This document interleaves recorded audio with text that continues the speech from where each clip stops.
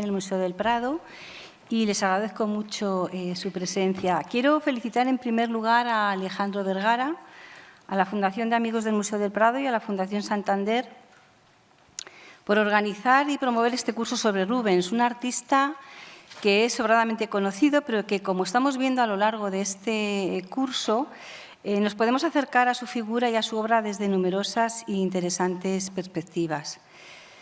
Tengo que dar las gracias especialmente a Alejandro Vergara, que como director del curso me ha invitado a participar para tratar un aspecto más de este artista, en concreto su papel como diseñador, como creador de escenas cuyo fin era ser trasladadas a un tapiz. Este hecho suponía unas peculiaridades diferentes a otras obras de Rubens. Una de ellas es que la obra de arte final tenía un aspecto material y técnico totalmente distinto al de la pintura. Y por otro, que eran composiciones que iban a ser interpretadas por otros artistas, en este caso por los tejedores. Sin embargo, el mundo del tapiz no le era ajeno a Rubens. En su propia familia, su abuelo y su tío maternos habían sido comerciantes de tapices, al igual que lo fue su segundo suegro. Por otro lado,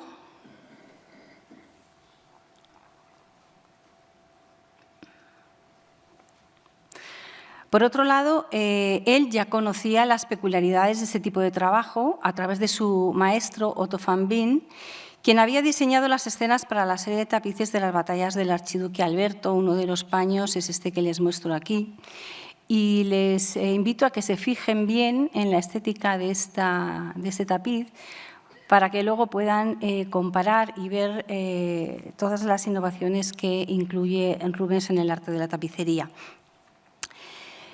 Por otro lado, los proyectos enfocados a la realización de una serie de tapices eran de cierta envergadura, algo que tampoco suponía ningún problema para Rubens, quien confesaba, él mismo decía, que tenía una tendencia natural, una marcada atracción hacia los proyectos grandiosos que implicaban componer grandes ciclos narrativos. Sabemos que Rubens realizó, al menos en 4 ocasiones, pinturas destinadas a convertirse en tapices. La primera de ellas es la serie del cónsul Deciumus. La segunda está dedicada a la historia del emperador Constantino. En ambos casos, los temas que va a abordar son de la antigüedad clásica, en concreto de la historia de Roma. La tercera serie es la del triunfo de la Eucaristía. En esta ocasión se sumergió plenamente en el arte de la Contrarreforma, mientras que en la última serie, dedicada a la historia de Aquiles, el tema elegido pertenecía a la mitología griega. Como ya se ha dicho en numerosas ocasiones durante este curso, y es bien sabido, en todas estas obras se evidencia la gran formación humanista de Rubens, sus conocimientos arqueológicos y de otras disciplinas como la arquitectura o la escultura. El hecho de que se hayan conservado un número significativo de trabajos preliminares nos permite conocer aspectos muy concretos del proceso creativo, de cómo Rubens planteó estos proyectos, sus fases, su implicación en cada una de ellas o el papel de sus ayudantes. Sabemos que el primer paso era la realización de los bocetos, los llamados bozzetti, unas obras de dimensiones muy reducidas, pintadas sobre tabla, en las que plasmaba sus primeras ideas estableciendo las líneas principales de las composiciones, los volúmenes, las perspectivas y los puntos de luz. En esta primera fase utilizaba una técnica muy ligera, a base de pocas líneas, trazadas con pluma, tiza o grafito, y pinceladas al óleo muy fluidas y superficiales que dejaban a la vista gran parte de la preparación. Mediante estas pequeñas tablillas era posible, por un lado, ver la apariencia del conjunto, ver todas las escenas conjuntas, y también las utilizaba para mostrar una especie de anteproyecto a la idea que él tenía sobre esta serie al cliente. El segundo paso era la realización de los denominados modelos. En esta fase eran los ayudantes, casi siempre, los que trasladaban la composición inicial de los bocetos mediante una una cuadrícula a una tabla de mayores dimensiones. La técnica en esta segunda fase es mucho más pictórica, con el predominio de tonos compactos y sólidos. Estas obras, que como digo, eran realizadas en parte por su taller, también contaban con la intervención del maestro, por supuesto, que lo hacía en el último momento, realizando cambios, añadiendo o descartando lo que consideraba necesario y trabajando con mayor precisión las zonas que le parecían más relevantes de la composición. En este punto me gustaría comentarles que tanto los bocetos como los modelos estaban pintados sobre tabla. Como ya nos contó Laura Alba en la anterior conferencia, las tablas eran de roble, se sabe incluso de dónde procedían. Y lo que les quiero comentar es que en la parte posterior de muchas de ellas se encuentran unas marcas, estas que vemos en la imagen, que nos dan información acerca de su origen. La letra A, que ven en la imagen superior, hace referencia a la ciudad de Amberes, igual que las dos manos y una especie de fortaleza que aluden a esta misma ciudad. En la tercera imagen, en la que está en blanco y negro, lo que vemos es el monograma MV, que corresponde a Michel Vrient, un proveedor de Amberes que surtía de tablas a muchos pintores, entre ellos a Rubens. Volviendo al proceso creativo, el tercer y último paso era la realización de los cartones. Estas obras eran el resultado de traspasar los modelos a una pintura de dimensiones idénticas a las del tapiz. Trabajo que era realizado habitualmente por el taller bajo la supervisión del maestro. Los cartones eran entregados a los tejedores y a partir de ellos se producían las escenas en el telar. Un cartón era utilizado por varios tejedores que trabajaban conjuntamente en un mismo telar. Por esta razón, se solían cortar en unas tiras entre 50 a 80 centímetros, de modo que cada tejedor tuviera su modelo a modo de partitura, es decir, la parte que le correspondía tejer. Y en este punto también me gustaría plantearles una cuestión que aún creo que está por estudiar. Cuando hablamos de cartones para tapices nos encontramos con dos tipos de obras muy diferentes, ambas presentes en los proyectos de Rubens para tapices. En primer lugar, los que se realizaban sobre un papel más o menos fuerte, de ahí su nombre de cartón, en los que la escena se pintaba con gouache, acuarela, lápiz, y estos eran los que normalmente se cortaban y se daban a cada tejedor. Son pocos los que se han conservado. Les muestro aquí dos de este tipo de cartones para que se hagan una idea de qué tipo de obras eran. Pero cuando hablamos de cartones, también se denominan así a las grandes pinturas realizadas al óleo sobre lienzo en las que la escena aparece mucho más terminada en términos pictóricos, se muestra igualmente invertida, porque los tejedores trabajan por el reverso, luego el modelo tenía que estar invertido, pero estas grandes pinturas al óleo sobre el lienzo no fueron fragmentadas y, desde luego, no corresponden al modelo tradicional de los cartones, ni en factura ni en características, por lo que cabe preguntarse cuál era la función de estas pinturas, ya que no pudieron ser empleadas de la forma habitual por los tejedores.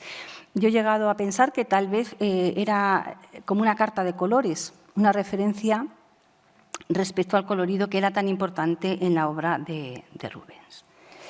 Dicho esto, bueno, aquí ven los cartones de la serie del Triunfo de la Eucaristía y en esta otra los de la serie de El Cónsul Decio. La primera serie es la dedicada al cónsul Decimus. Los datos que conocemos es que el encargo surge en la ciudad de Génova, en la que Rubens había estado en repetidas ocasiones y en donde tenía buenos clientes. La fecha del encargo se sitúa en torno a 1616, bueno, en torno no, exactamente 1616, porque este dato lo conocemos por la existencia de un contrato firmado en noviembre de ese año entre el comerciante genovés Franco Cataneo, el tapicero bruselés Jan Rais y el humanista y comerciante de tapices de Amberes Franz Swierz. En él se estipulaba que se debían tejer 2 series en concreto en los talleres de Jan Rais, en Bruselas. Estas series inicialmente estaban compuestas por 7 paños, más algunas sobrepuertas, pero como veremos, esto se debió modificar durante su ejecución el número de tapices. Respecto al comitente, la única noticia que tenemos es la que aporta el propio Rubens en una carta, cuando escribe a un amigo contándole que ha diseñado unos tapices para unos gentilhombres genoveses. No sabemos más sobre su identidad. Por lo tanto, posiblemente estarían destinados a algunos de los suntuosos palacios de la nobleza genovesa. La fuente de inspiración utilizada por Rubens fue el libro octavo de la obra Ad Urbe Condita de Tito Livio, en la que se relata la actitud heroica del cónsul romano durante la Segunda Guerra Latina, cuando ofrece su vida a cambio de la victoria de sus tropas. Del proceso creativo no se conservan ninguno de los bocetos, pero sí 5 de los modelos, estos que vemos en la imagen. En estas obras se observan características propias del estilo de Rubens, como es su personal uso de los colores intensos y brillantes, la monumentalidad de las figuras humanas, el tratamiento de la anatomía humana, su dominio de la representación de animales, especialmente los caballos, los toros, los leones, y su habilidad para crear movimiento o también el uso de elementos arquitectónicos. Sin embargo, estos 5 modelos presentan evidentes diferencias en cuanto a su calidad y sus dimensiones. Yo se los muestro en esta imagen todos más o menos a la misma escala, pero si los muestro respetando los tamaños originales, esta sería un poco la relación que hay entre ellos. Comentarles que un aspecto relevante en estos proyectos que Rubens tenía que tener en cuenta era para dónde estaban destinados los tapices. El marco arquitectónico determinaba el tamaño y la orientación de los paños, por lo que las escenas eran elegidas teniendo muy en cuenta el tamaño del tapiz y si la disposición era horizontal o vertical, y también la altura a la que sería expuesto el paño. De esta serie también se conservan 8 de los cartones, en este caso son pinturas al óleo sobre lienzo, que se conservan completas. Todos ellos pertenecen a la colección del príncipe Johann Adam von Liechtenstein, que los adquirió en 1693 y se conservan en Vaduz, en Suiza. 6 de estos cartones, los que ven en la imagen, corresponden claramente a esta serie, sin ninguna duda. Los otros 2, estos que añado a continuación, sí que han presentado alguna duda. Sabemos que en la factura de los cartones participaron varios pintores del taller de Rubens, como Anthony van Dyck, Jan Wilders o Jacob Jordans. Y de forma excepcional, en esta primera serie sabemos que el propio Rubens intervino en ellos. Respecto al tamaño de los cartones, vemos que es mucho más homogéneo que el de los modelos, con una altura cercana a los 3 metros. Esta uniformidad también se advierte en la disposición del punto de vista, lo que nos está indicando que los tapices estaban destinados a exponerse todos a la misma altura. El discurso narrativo nos permite conocer más de cerca esta serie y su creación. La primera escena, esta que ven aquí, corresponde al relato que hace el cónsul de su sueño a los oficiales, en el que se revela que ha de morir en la batalla. Si comprobamos el modelo con el cartón, observamos que el cambio entre una y otra fase radica en un estrechamiento de la escena que hace desaparecer el águila y el árbol que hay en uno de los laterales. Este hecho me sirve para comentarles que las 2 series originales que se tejieron en Bruselas, las llamadas series Princeps, no se conservan, pero que la fama que alcanzaron estos diseños hizo que se tejieran al menos en 30 ocasiones a lo largo del siglo XVII. Y la existencia de muchos de estos tapices nos permite ver en qué momento del proceso creativo se inspiraron, es decir, qué parte de este proceso creativo utilizaron como modelo. Porque, por ejemplo, si comparamos, este es el cartón con este paño, vemos que realmente pues, es bastante fiel, ¿no? Sin embargo, este otro tapiz está mostrándonos que el modelo que utilizaron fue, valga la redundancia, el modelo creado por Rubens. La siguiente escena muestra la consulta de Decio al oráculo con el fin de confirmar el mensaje que ha recibido en su sueño. Aquí vemos el modelo y si lo comparamos con el cartón comprobamos que no se producen apenas cambios, únicamente una ampliación de la escena por el lateral derecho. De hecho, si superponemos, a ver si se ve bien, ambas obras, comprobamos que las escenas son muy similares. El siguiente pasaje presenta algunas dudas. Este modelo se conserva en el Museo del Hermitage y en la base de datos del museo consta como de taller de Rubens y con el título de Escena de la Antigua Roma. Ni siquiera se relaciona con la serie del Cónsul Decio. De esta escena no se conserva el cartón, pero sí que aparece tejida en numerosos tapices que forman parte de esta serie, lo que nos indica que Rubens debió diseñar también esta escena. Personalmente, creo que el tema que muestra es un pasaje previo a la marcha al campo de batalla, cuando el cónsul solicita la protección de los dioses mediante la presentación o tal vez recibiendo una imagen votiva de la diosa Minerva. Antes de inmolarse en la batalla, en la tradición del ejército romano, era preciso realizar un ritual específico, el de la consagración, que es el que se muestra en la siguiente escena. En este pasaje se comprueba la fidelidad con que Rubens sigue el relato de Tito Livio.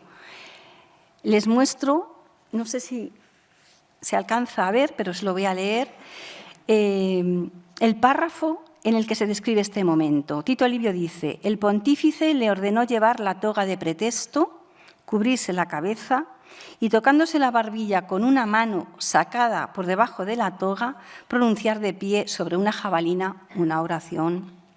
Y continúa el texto. Aunque modelo y cartón son muy similares, sí que se observa que en el cartón la toga del pontífice está confeccionada con un rico tejido y también se ve mucho mejor ese detalle de la jabalina bajo los pies de Decio.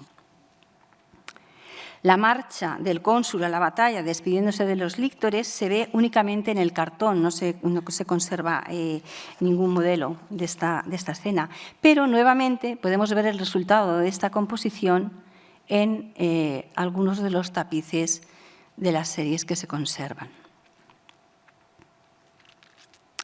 En la siguiente escena, Rubens cambia radicalmente de planteamiento. La representación de la batalla de Béceris, en la que muere el cónsul, nos remite a la influencia de los grandes maestros en la obra de Rubens. Si comparamos este modelo con un dibujo realizado por el propio Rubens de los frescos de la batalla de Anghiari que Leonardo da Vinci había realizado en Florencia y que, por desgracia, desaparecieron, es obvio ver cómo interpreta de forma muy similar la escena, reproduciendo las posturas de los caballos y de los personajes. Nuevamente, comparando modelo y cartón, vemos que no hubo cambios relevantes en esta composición, a la que sucede la de las exequias del cónsul, de la que únicamente también se conserva el cartón, pero que podemos comparar con numerosos tapices tejidos a partir de él. Volviendo a los dos cartones que presentaban dudas, que son estos dos que vemos nuevamente, el que representa a la victoria y a la virtud militar debió ser una escena añadida posteriormente a la serie y que evidentemente se tejió, como vemos en este ejemplo. Sin embargo, la escena del trofeo no está clara que formará parte de esta serie. Me gustaría mostrarles un proyecto de restauración muy interesante que se inició el año pasado de los cartones conservados en Suiza, en el Museo Liechtenstein, y que es posible seguir a partir de la página web de este museo. Y bueno, son realmente trabajos muy interesantes que nos permiten ver detalles de estos cartones con ciertas modificaciones durante su realización. Aquí vemos cómo la cara del cónsul fue planteada primeramente en una zona y luego se trasladó. O detalles muy curiosos como estos de las letras que aparecen en este estandarte, esta especie de estandarte. Como les he dicho, siempre los diseños se tenían que hacer de forma invertida para que luego salieran bien en el telar. Y aquí en el cartón, las letras SPQR se veían bien. Al hacer la radiografía, se ve que fueron repintadas y que originalmente, cuando se utilizó como cartón o referencia para el tapiz, aparecían realmente invertidas. La segunda serie relata los pasajes más relevantes de la historia del emperador Constantino. La fecha del encargo se sitúa hacia 1622, en concreto en París, coincidiendo con su estancia en esta ciudad con motivo del encargo del ciclo de 24 pinturas por parte de la reina María de Médicis. En esta ocasión se trata de una serie compuesta por 12 paños que se tejieron en la manufactura de Saint-Marcel en París, dirigida por Marc Comans y François de la Planche. Respecto a quién realizó el encargo, no está realmente claro. Existen varias teorías. Una de ellas defiende que fue el propio monarca francés, Luis XIII, quien se vería reflejado en la figura de Constantino. Sin embargo, otras hipótesis plantean que fue decisión de los directores de la fábrica de Saint-Marcel. Lo que sí que es cierto es que en algún momento de la fabricación de los tapices el monarca asume este proyecto y posteriormente va a regalar 7 de estos tapices al cardenal Barberini en 1625. En esta ocasión, Rubens se va a inspirar en 2 obras, en los relatos de la Vita Constantini de Eusebio de Cesarea y en los Annales Ecclesiastici del cardenal Cesare Baronio. Del proceso creativo se conservan únicamente se conservan 13 obras y que es posible que todas ellas pertenezcan a la segunda fase, a la de los modelos. La primera de ellas es esta en la que se representa el triunfo de Roma, pero este modelo fue descartado y nunca fue tejido. Las otras 12 escenas sí que se corresponden con los tapices, que, al igual que en la serie anterior, se conservan numerosas series, pero la serie Princeps no se ha localizado.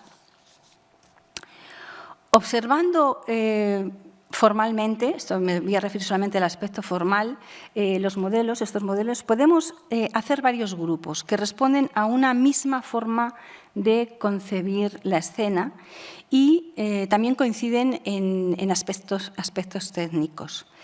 Estos 4 modelos, por ejemplo, son los de mayor tamaño de toda la serie. En ellos aparecen numerosas figuras en actitudes variadas y comparten la escena con elementos arquitectónicos.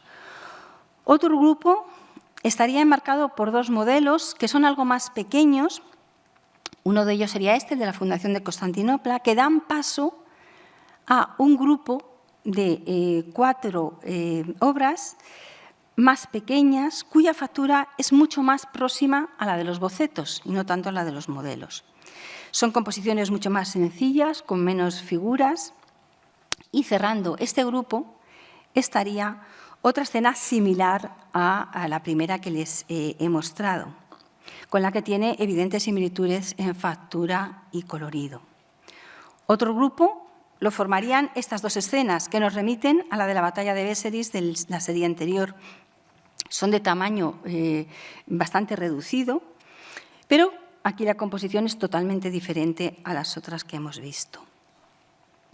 Si en la serie anterior veíamos la influencia de la obra de Leonardo, en esta serie es evidente la influencia de Rafael, en concreto de los cartones realizados para la serie de los Hechos de los Apóstoles para la Capilla Sixtina. De hecho, Rubens tuvo ocasión de ver estos cartones en Génova y realizó numerosos dibujos a partir de ellos. Si observamos este paño de la serie de los Hechos de los Apóstoles, en el que se muestra la curación del paralítico, y lo comparamos con la escena del bautismo de Constantino diseñada por Rubens, creo que es evidente la influencia que tiene Rubens de Rafael. Si seguimos el discurso narrativo, las escenas seguirían el siguiente orden. La historia comienza con el matrimonio de Constantino y Fausta. En esta escena podemos reconocer una de las características de las composiciones de Rubens, no solamente en el caso de los tapices, sino en general en su obra, que es que a menudo se nutre de un repertorio de elementos y de personajes de la antigüedad que repite prácticamente sin variaciones. Si comparamos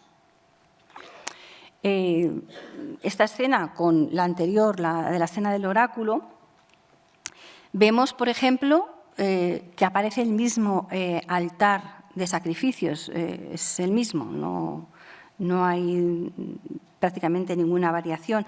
O, por ejemplo, estos personajes que eran los encargados de realizar el sacrificio del toro. O incluso también el niño y el joven que están tocando el laulós, esa flauta dulce doble que se utilizaba en la antigüedad.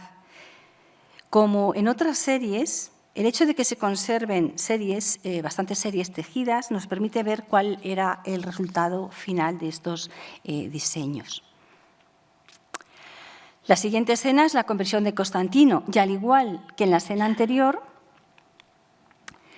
si la comparamos con este modelo de la serie de Deciumus, vemos cómo coloca de una forma muy similar al protagonista sobre un pedestal, un grupo de personajes. Esta serie de estandartes y de emblemas son también prácticamente los mismos. El relato continúa con la escena del lábaro, uno de los modelos más abocetados, pero en el que podemos ver, por ejemplo, una modificación, una especie de cambio en la forma de diseñar ese estandarte, o también esos toques de pigmento blanco que daba Rubens en la última fase de realización de estos bocetos para crear puntos de luz. La siguiente escena rompe totalmente en cuanto a estilo con las anteriores, es la caída del puente Milvio, en la que vemos tejida en este tapiz. Nuevamente se muestra la capacidad de Rubens para crear movimiento, el dominio de las posturas de los caballos, de la anatomía humana. Le sigue la entrada triunfal de Constantino, que aquí se muestra un tratamiento totalmente diferente. Técnicamente, en este modelo, vemos cómo Rubens trabajaba con más detalle algunas zonas. En este caso, la figura del emperador, en el que vemos que hay un colorido, hay un tratamiento mucho más pictórico, mientras que, por ejemplo, si se fijan en la cabeza del caballo, se está viendo el dibujo con lápiz o no hay apenas pigmento en esa zona, y de hecho también se transparenta la preparación de la tabla.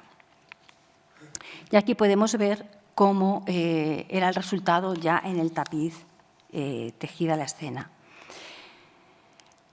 Las escenas del triunfo y del bautismo de Constantino continúan con el relato. Estas fotos son muy malas, pero estas obras están en colecciones particulares y es realmente complicado encontrar fotos de calidad. Pero podemos ver, afortunadamente, cómo resultaban una vez tejidas en el telar. Igualmente abocetada es la siguiente escena en la que Constantino es nombrado sucesor del imperio. En este detalle vemos lo ligera que es la capa pictórica y cómo se transparenta esa preparación de la tabla.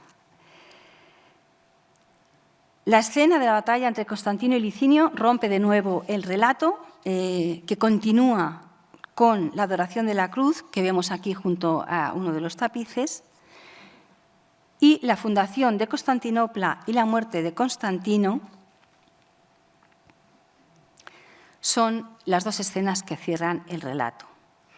Como ya comenté al inicio, Luis XIII regaló 7 tapices de la serie Princes al cardenal Barberini en 1625, quien encargó a Pietro de Cortona la realización de 5 diseños más para completar la serie. Son estos 2 tapices, bueno, estos son 2 de los tapices que encarga el cardenal y que corresponden con los diseños realizados por de Cortona.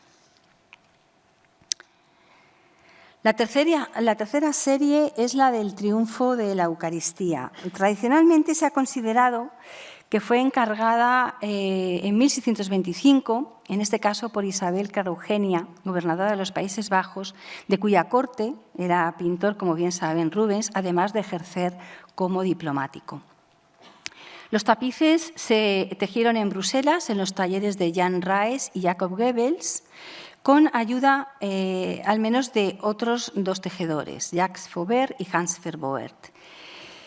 En este caso contamos con datos muy importantes. Por un lado, se conserva la serie Princeps íntegra, compuesta por 20 paños, por lo tanto es la más extensa diseñada por Rubens. Por otro lado, sabemos para dónde fue realizada, que es en donde se conserva. Esto es para la iglesia del Monasterio de las Descalzas Reales de Madrid. Y, por último, se conserva también un número muy importante de obras relacionadas con el proceso creativo. Ya he comentado lo importante que es el lugar para el que se destinaban los tapices y en qué medida esto condicionaba el trabajo de Rubens. En este caso, los tapices tenían que cubrir por completo el interior de la iglesia, cuyos muros tienen una altura en torno a 10 metros.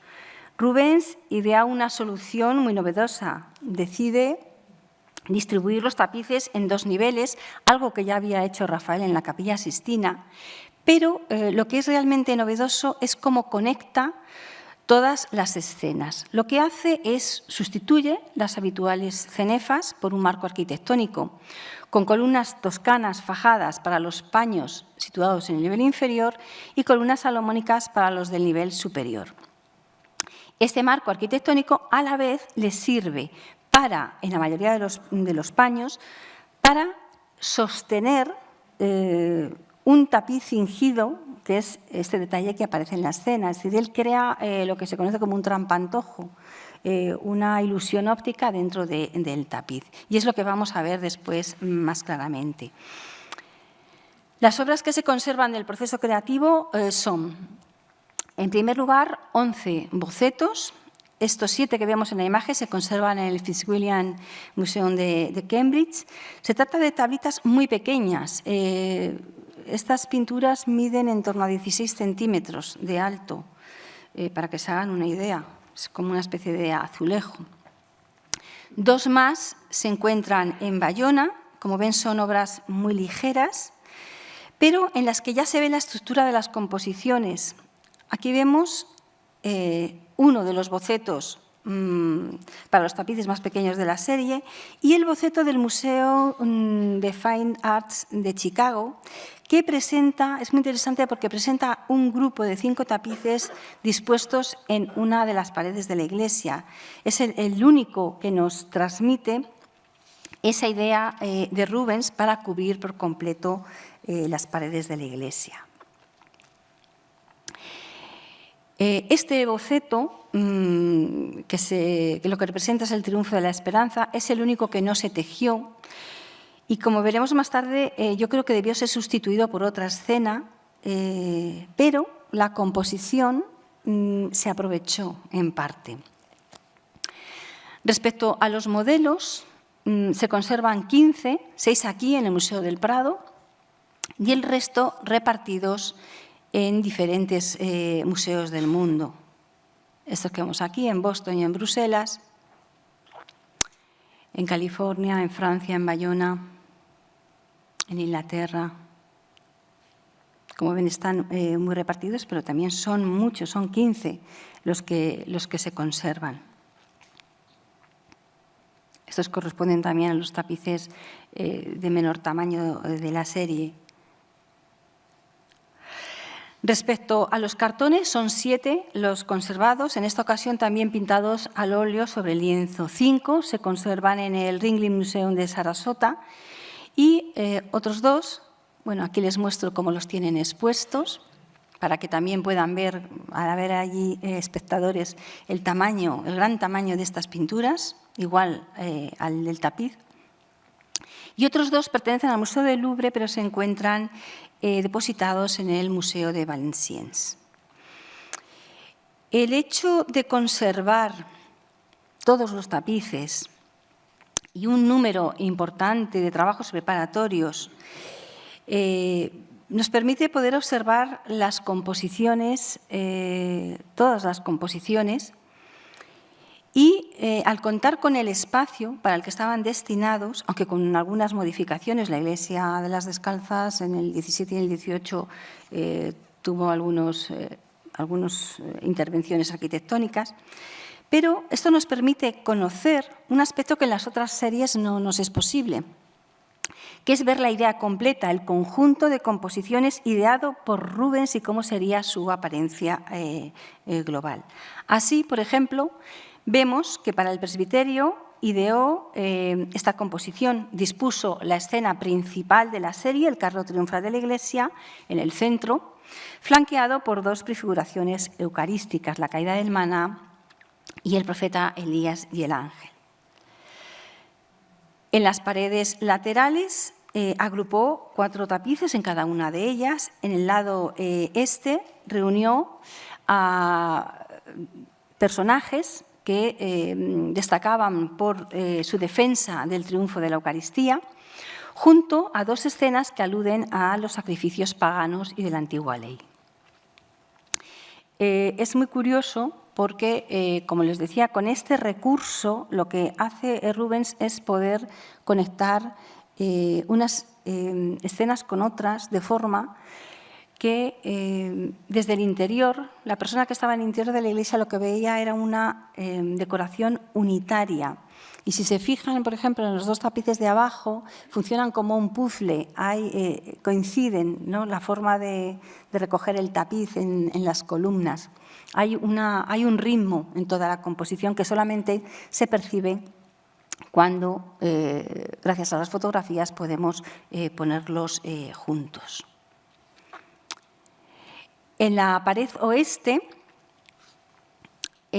situó 2 carros en el nivel inferior, el del amor divino y el de la fe, y en la parte superior la victoria de la verdad sobre la herejía.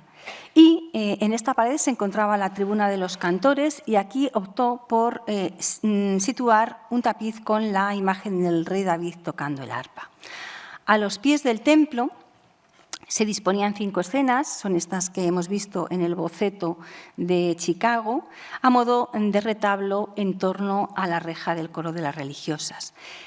La serie se completaba con 3 paños más pequeños que por su estética se conciben más como un cuadro, de hecho tienen hasta ese marco moldurado, dorado, que pudieron estar destinadas a cubrir algún vano, alguna puerta o alguna ventana. En este caso todavía no sabemos para dónde estaban destinados. Y en último lugar, quiero mostrarles una escena que nos permite ver algunos detalles interesantes de cómo Rubens trabajó.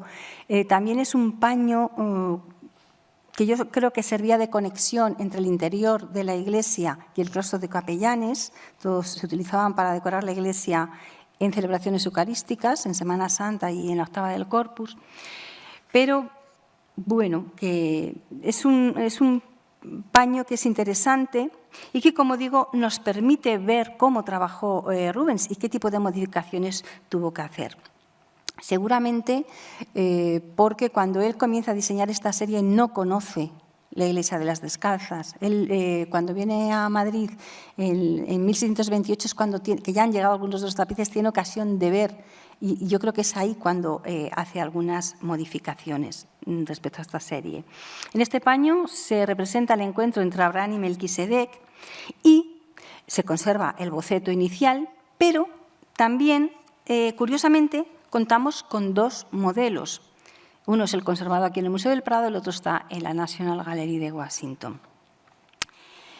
Bien, este hecho, el hecho de que haya 2 modelos, responde evidentemente a un cambio en la ubicación de esta escena, que inicialmente estuvo pensada para ser colocada en el nivel superior, por eso aparece con columnas salomónicas, pero que posteriormente pasó al nivel inferior y que además se amplía. Por ello cambia, como ven, el estilo de las columnas. Cuando me refería a que la composición del Triunfo de la Esperanza, que había sido descartado, es reutilizada por Rubens, era basándome en la similitud entre estas dos composiciones. Yo creo que se ve bastante bien. La columna que se ve es la que se encuentra a la izquierda de ustedes, creo. Y en el otro lado hay dos columnas que están tapadas por este tapiz. Y si nos fijamos en la trayectoria que hace ese tapiz colgando, es prácticamente igual en ambas composiciones. Es decir, Rubens descarta el tema, pero reaprovecha el esquema compositivo.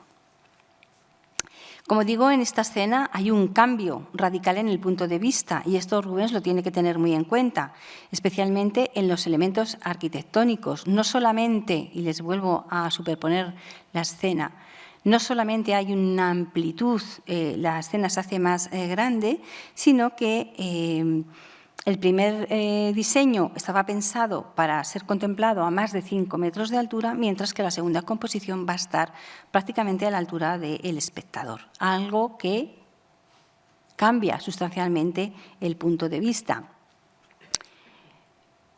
Si se fijan en estos elementos arquitectónicos, los escalones, por ejemplo, incluso las piernas de Abraham, el punto de vista, la perspectiva cambia completamente.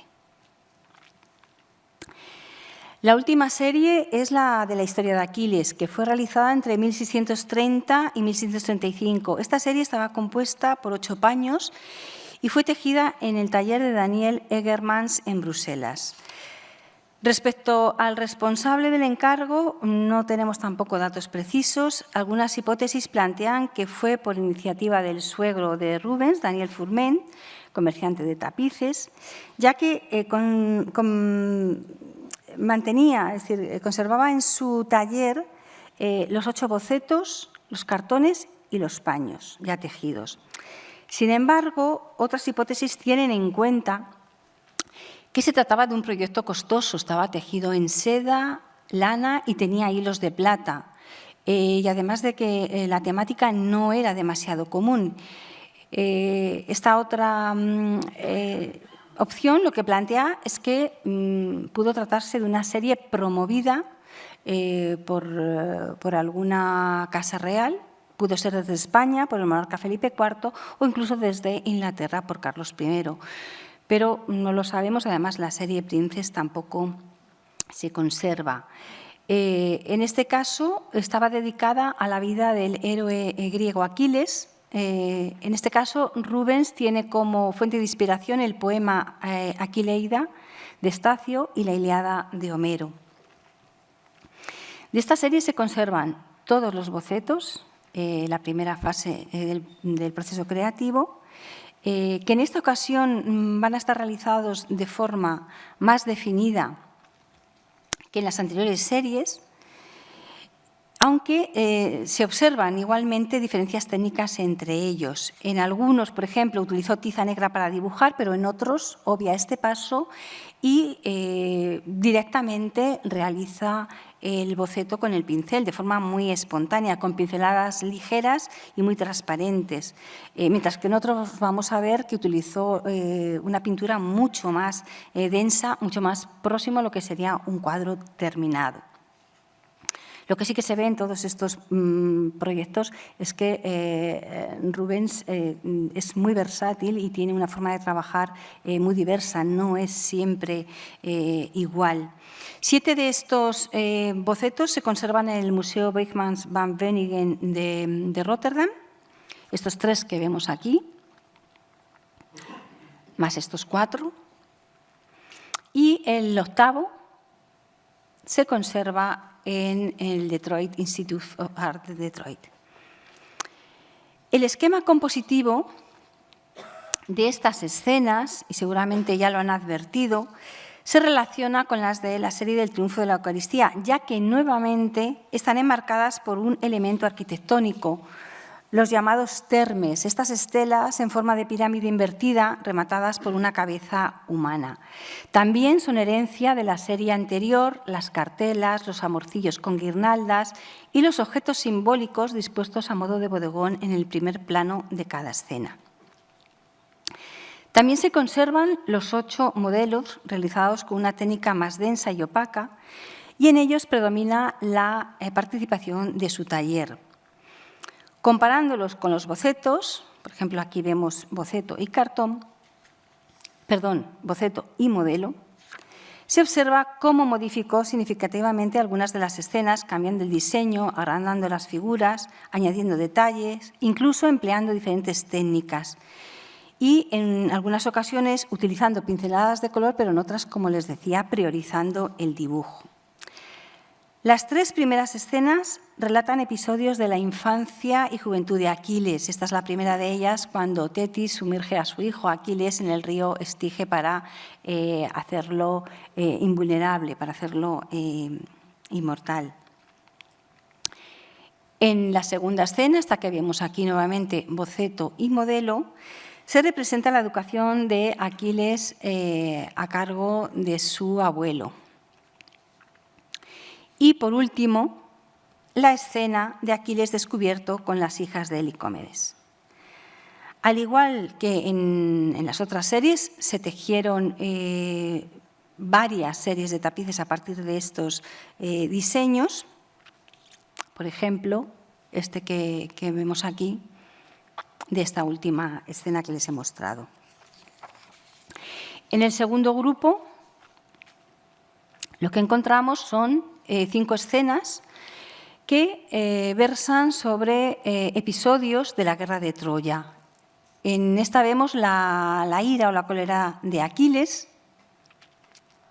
También les muestro un tapiz para que vean cómo se reinterpretan también todas estas composiciones. Normalmente se respetaba lo que era la escena y lo que van cambiando en la serie suelen ser las cenefas, en las que a menudo aparecen emblemas, escudos del propietario, todo este tipo de elementos. A este mismo grupo pertenece la devolución de Briseida. También vemos aquí el boceto y el modelo. Tetis recibiendo las armas de Aquiles, las armas que le va a entregar a su hijo para que vaya a la guerra. La muerte de Aquiles, aquí quizás es donde se evidencia más esa diferencia entre el boceto, en el que predomina claramente el dibujo, y el modelo muchísimo más pictórico. Y de hecho, en este modelo, en este boceto, si lo vemos con detalle, podemos ver claramente esos trazos, ese dibujo tan obvio, esa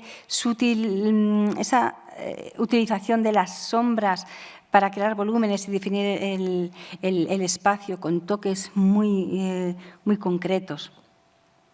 La última escena de la serie es la de la muerte de Aquiles, esta que ven aquí, y que, bueno, también aparece en muchos de los tapices tejidos. Bien, hemos visto las 4 series que tenemos bien documentadas y de las que tenemos bastantes datos. Yo la última cuestión que quiero plantearles respecto a esta faceta de Rubens es preguntarnos si estas fueron las únicas ocasiones en las que Rubens hizo diseños para tapices. Y la duda me surge, al encontrar obras como estas, que se consideran por los especialistas de su mano, cuya vinculación con tapicerías no ofrece ninguna duda. En este caso, esta es la escena de Marta y Rea Silvia, de la que se conservan tanto el modelo, este que vemos aquí, como el cartón, y de la que además se conservan tapices como este que ven aquí o como estos otros 2 que ven en la imagen. Esta escena en algunos casos se ha catalogado vinculada a la serie de Decium Mus, pero la mayor parte de los especialistas no consideran que fuera creada originalmente por Rubens con este propósito y proponen que en realidad fuera el primer episodio de una serie sobre la historia de Rómulo y Remo, que se fecharía en torno al inicio de la década de 1630, pero que no llegaría a concluirse. Pero también muchas más dudas han despertado otra serie de pinturas al óleo sobre tabla, la que vemos en la derecha, de la que también existen cartones, como este que ven aquí. Esto sería un modelo y un cartón correspondiente a esa escena, que lo que se relata en estas obras son pasajes de la vida de los fundadores de Roma. En ocasiones se han atribuido a Rubens, pero como les digo, hay muchísimas discrepancias y se cree que a partir de estas obras, aquí podemos ver el boceto, el modelo y el cartón, están conservados. Bueno, se cree que a partir de estos bocetos se crearon los cartones que se conservan en el Museo Nacional de Cardiff. Como les digo, estas obras han generado muchísima discusión entre los especialistas y existen dudas bastante fundadas de que Rubens fuera su autor. Lo que sí que vemos es evidente que el proceso creativo es muy similar al que hacía Rubens.